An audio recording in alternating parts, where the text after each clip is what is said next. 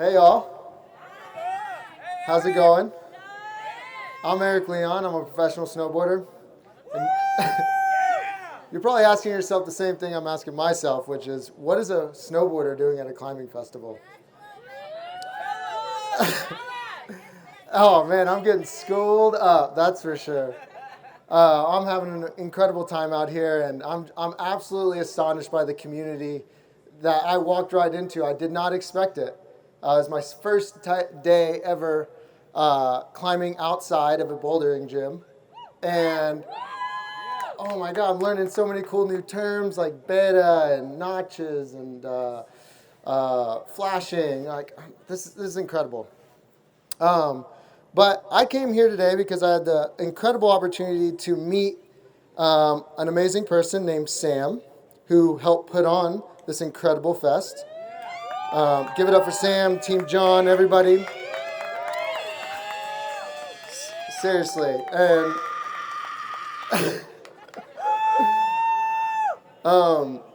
Sam approached me and said, hey, I really like what you're doing in snowboarding, and I think that it would be awesome for you to bring it up on a panel. And when he said panel, I was like, cool, all right, round table, we'll ask some questions, maybe like 20, 30 people. No, he didn't tell me there was going to be like 100 people here.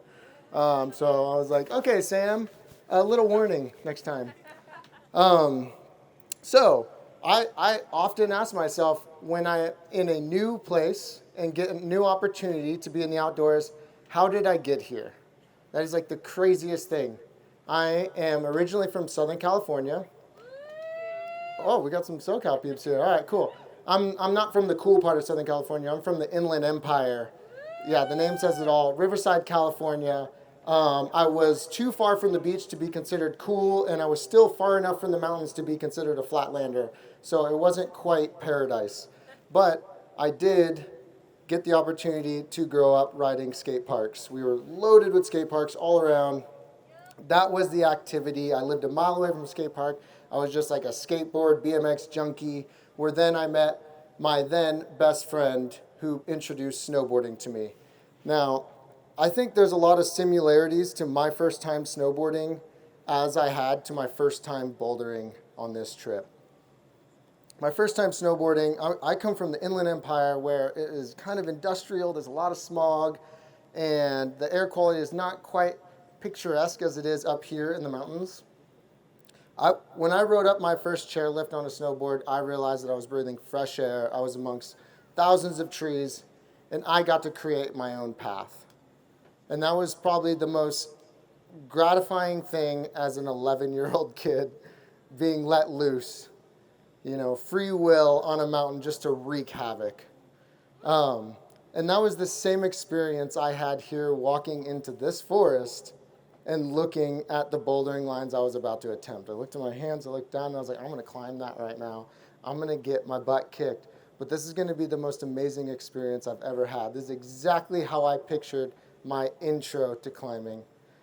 It was so sick. So to kind of round this off, I'm constantly reflecting back on who I was when I first started and how I got into the outdoors and how it has propelled me to be who I am today and bring me to places like this where I never expect. There's no snow in the southeast. I never had Tennessee on my map to say, I'm going to go and visit that. Well, there's no snow there. You never thought about that. But as I grew up, as I was given the opportunity through the outdoors and through snowboarding, I find myself here, surrounded by incredible community, doing something I never imagined. I'm seriously so stoked. Give yourselves a round of applause. I hung out with everybody here, dude. Seriously, this is an insane form of community. You have no idea. In snowboarding, what I do is basically I do sick tricks, post them on Instagram, and then get high fives. And I'm like, whoa, that's so cool. Yeah. All the girls. Like my mom and.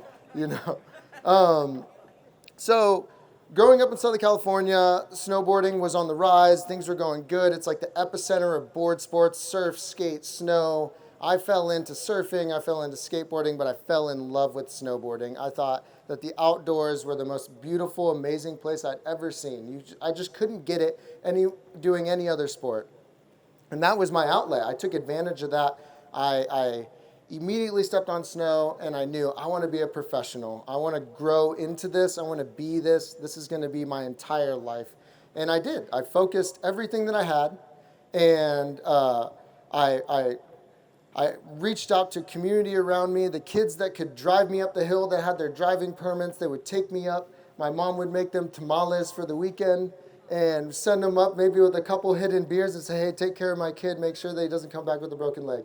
And that happened for 2 years. And I had community around me the whole time pushing me, bringing me up, saying, you can do this, Erik. Like, you can be what we always imagined is to be a professional snowboarder. And that eventually brought me to the place where I am today, is being an advocate for this sport that I truly, truly love from the moment that I started it. And I wouldn't have been there had I not had the community in Riverside, California to bring me to that point. Now, you know, it's a crazy world being a professional snowboarder. It's all shining lights and cool mountains and amazing opportunities.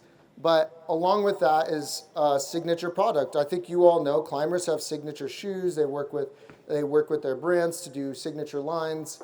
I was given the opportunity when I turned pro at the age of 21 to have a signature snowboard. And that is the overall arching dream. That is like, you get your name on a snowboard, you get your name on a skateboard, you are a professional, and you time-stamped your momentum into the time of snowboarding and action sports. That is your stamp of approval. You made it. And I quickly learned in the action sports industry that in order to get a professional snowboard or your stamp of approval, what they do is they take that signature product, they tie your name to it, and they slap $100 on top of that. And I'm sitting here thinking, I'm kind of twiddling my thumbs. It's taking me a while to decide everything. And I'm just like, hey, guys, like, I don't think that's right. Like, in my position growing up, I didn't have the resources or financial funding to purchase a signature snowboard. That was out of my league.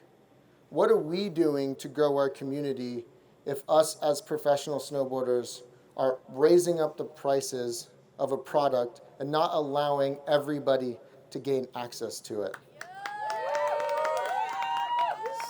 Sick. I wish the companies heard me out the first time like that, because I had to fight for that. They said, what do you mean? If the product doesn't cost a lot of money, that means it's made cheap. And I said, no, I'm a professional snowboarder. I ride this every day. That's proving that just because it's an affordable product does not make it a cheap product. So, thank you.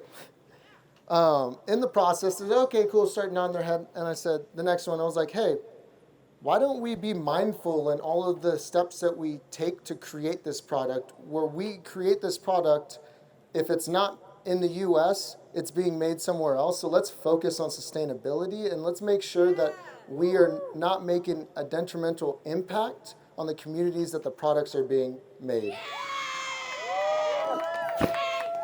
They agreed to that. They said, oh yeah, that's a good idea. Let's integrate that. And then I said, final step, I was like, I got you. I was like, hook, line, and sinker. I'm about to set the hook on this fish.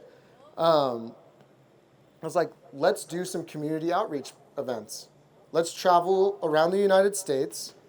Let's host community engagement activations at ski resorts. Let's raise money with that for the local nonprofits of that region that are focused in the outdoor community and recreation. And that's where I started with something that is called Core Snowboarding. It abbreviates Community Outreach Riding Equipment. It's tied to every single signature product that I'm tied to, and everything that I work on. Every brand that I partner with ties in with that ethos that I've set in throughout my professional snowboard career. Thank you, dude. Thank you. it's been awesome. It's been a whirlwind. There's been some ups and downs. There's been some failures. There's been some successes. There's been a lot of failures. And I kept pushing into the direction that I really believed in. I said, I keep hearing nobody's snowboarding anymore. Nobody's going to the outdoors. Everybody's stressing. Obviously, this is before 2020, before everybody decided that they wanted to be outside as much as possible and not cooped up indoors. And I said, well, we have to break down the barrier of entry into our sport, and then we have to support the outdoor nonprofits that are focused on bringing people into the outdoors and allowing them to experience this for themselves. Because if we're not allowing these people to experience the outdoors like we do, which is climbing, running, snowboarding, skiing, snowshoeing, anything that is involved in the outdoors, we don't know the potential that people can eventually become. Like, we will not know if we can get a Sam.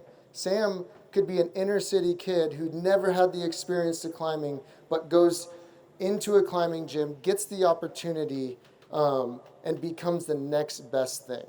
We truly do not know that opportunity exists until we step forward and donate our time and our energy into bringing up the next generation in our community. So, with that being said, I think I rounded it out. I was like, Memphis rocks, core snowboarding. I think I see it. You're connecting something that I need to learn, I need to live, I need to understand, and realize what this all means, and what everything is all connected in a sense that we are all here building the next generation of community, and we're creating the next advocates for the future and future generations by donating and volunteering our time through philanthropy or just experience. And that's why I'm here today. I'm here to embrace the community that you have created and to show me that it lives and breathes and succeeds all over the United States. So give yourselves a round of applause. And if you have not yet, I highly recommend donating your personal time to a nonprofit where you live and contributing, either volunteering or, if you don't have the time, financially supporting, because we can make an impact by just taking that next step in that right direction. And I really do think that the next direction is our inner cities, our communities that don't have the opportunity to get outside. We need to help them get out in the outdoors. Great. Thank you for having me. It was a pleasure. I'm Erik Leon. Cheers.